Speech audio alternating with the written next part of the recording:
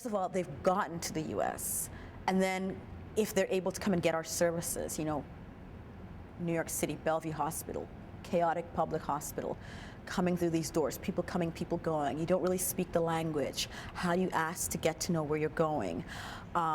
Actually coming in and trying to come on a weekly or however many times you need to come on in for various services.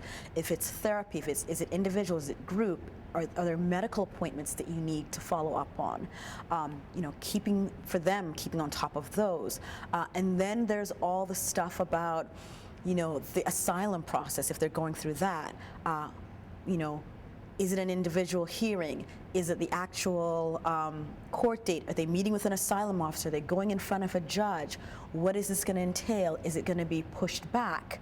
You know, just the anxiety of having to go and regurgitate what they've been through, not knowing, you know, are you going to get a pro bono lawyer or are you going to have to pay for your lawyer? If you don't have any money, where are the funds going to come from? Can you really trust your lawyer? Can you trust these clinicians in this hospital who are asking you all this information? Do you have working papers? Do you not have working papers? If you don't have working papers, how are you going to support yourself? What is your living situation? Are you living with family? Are you living with friends? Are you living with strangers? Are you sharing, you know, a bedroom with 6 other people? Do you have appropriate winter clothing?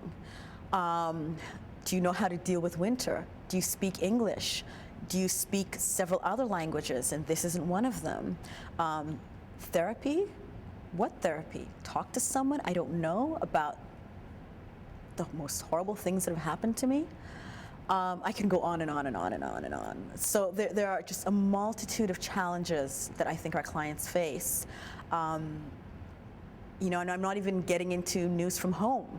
Good news, bad news. You know, you're here, you're not working, you don't have working papers, you're getting calls from home saying your youngest is sick.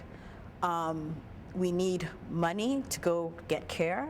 You don't have the money to send money to go get care, and just the guilt and the turmoil that comes with that. So our clients just face an amazing host of challenges. One slogan that we've used very effectively in terms of pacing ourselves and pacing the recovery, healing and recovery of the patient is, we say a little bit, a lot, over a long period of time. So this is something that is a little bit of a psychological reversal, but to keep things in perspective, that these are long-term cases, and the majority of people who have been through torture may suffer symptoms for the rest of their lives. So it's our job to minimize the pain and suffering of the patient and increase their functioning at the same time.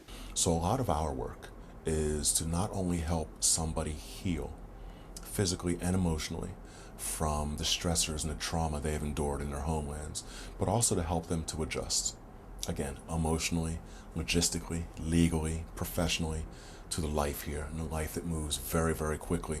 But when we do have that sort of flexibility, when we collaborate with our clients, again, who have had so much ripped away from them, this might be the one place, the 1 hour during a week where they can come in and they can talk about what they want to talk about. They can prioritize, you know, their desires and how they want to move forward, and that really becomes part and parcel of the treatment intervention and the relationships that we build.